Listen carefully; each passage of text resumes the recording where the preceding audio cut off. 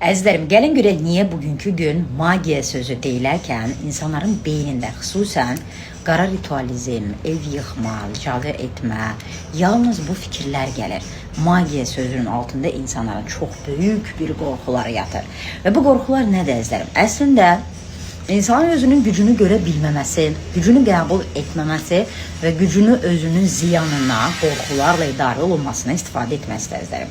Çünki ilk öncə olaraq insanın potensialını, ruhu ilə əlaqəsini bərpa etməməsi üçün həmin vacib olacaq simvol sözlərə qara bağlamaq, zədələr vurmaq və insanların beynində ona blok qoymaq ki, insan özü gücünə gəlməsin və bu magiyanın qara, belə deyək də, texnikası da əzizlərim.